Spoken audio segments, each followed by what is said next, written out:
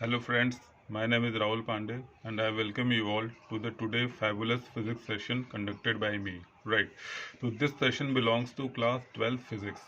ठीक है दोस्तों, अब बात आ रही है कि फिजिक्स में आज का टॉपिक क्या है। तो आज मैंने सेलेक्ट किया है एक टॉपिक है इंटरफेरेंस एंड डिफ्रैक्शन और this topic belongs to the chapter called as wave optics of physics. Right. तो क्वेश्चन ये है कि इंटरफेरेंस और डिफ्रैक्शन में बेसिक डिफरेंस क्या है, इनकी शुरुआत कहाँ से होती है। तो सबसे पहली चीज़ है कॉमन सा कंसेप्ट है सुपरपोजिशन प्रिंसिपल।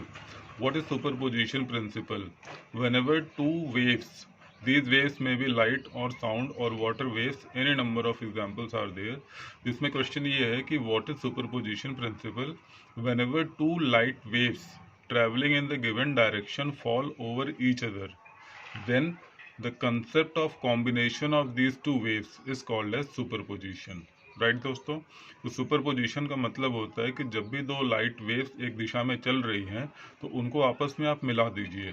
तो मिलने के बाद जो नई वेव आती है, the new wave is called as the superimposed wave. Right. तो अब ये बात आ रही है कि सुपर इम्पोजिशन की एप्लीकेशंस क्या हैं। तो 12th फिजिक्स की वेव ऑप्टिक्स में ये बताया गया है कि दो एप्लीकेशन है, one is the interference and next one is the diffraction. अब ये क्वेश्चन आया कि what is interference and what is diffraction. तो interference is defined as the superposition of two secondary wave fronts, superposition of light waves coming from two secondary wave fronts। This superposition leads to the splitting of light on the screen in form of bright dark bright dark bright dark pattern। Right friends, so superposition or redistribution of light energy emitted from two coherent sources leads to the interference। Right, so this was the story of interference।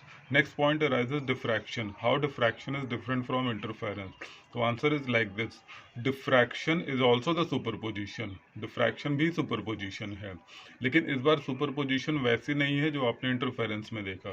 तो in diffraction the superposition takes place between all the secondary wavelets which are part of a single wave front of light.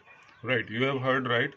In diffraction we have single wavefront of light, while in interference we have two different wavefronts of light। So when the superposition is taking place between two different wavefronts, then we have interference। And when we have the superposition within the wavefront of light between the wavelets, then it is called as the diffraction।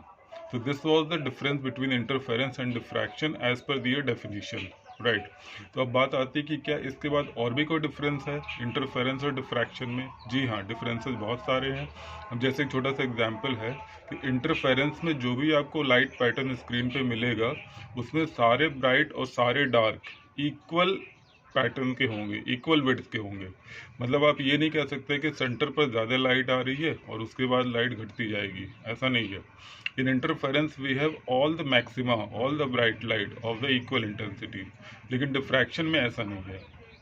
Diffraction में जो centre होगा उसे हम कहते हैं central maxima. तो diffraction में centre की इंटेंसिटी सबसे ज़्यादा, और जैसे जैसे आप सेंटर से दूर जाते जाओगे, as far you will move away from the centre, उसकी इंटेंसिटी घटती जाएगी। राइट फ्रेंड्स, ये था difference between interference and diffraction of light. तो अब ये बात आती है कि इंटरफेरेंस के एग्जाम्पल्स क्या हैं, फिगर क्या है, ग्राफ क्या है। तो उसको अभी आप इस फॉर्म में देख सकते हैं, जैसे इन द कमिंग फिगर मैंने एक्सप्लेन किया है। राइट फ्रेंड्स, ठीक है। ओके, तो this was the example for interference. अब बात आती है डिफ्रैक्शन। डिफ्रैक्शन के एग्जांपल्स क्या क्या हो सकते हैं? बिल्कुल हो सकते हैं, जैसे हम बादल की बात कर सकते हैं, क्लाउड्स। तो इस फिगर में आप देखिए क्लाउड्स में डिफ्रैक्शन हो रहा है। तो how the diffraction is being observed in the clouds, ये इस फिगर में आप देखेंगे। राइट फ्रेंड्स, तो ये था comparison between interference and diffraction of two light waves, और ये 12th का टॉपिक है, वेरी इंपॉर्टेंट। तो जो भी हमारे 12th के स्टूडेंट्स हैं इसको अच्छे से देखिए, समझिए, क्वेश्चंस की प्रैक्टिस करते रहिए, क्योंकि धीरे धीरे धीरे धीरे आपके प्री बोर्ड्स के भी एग्जाम आ रहे हैं और फिर you will move towards the board exam. तो मेहनत करते रहिए। Right friends, till the next video, there is a very nice, bye bye.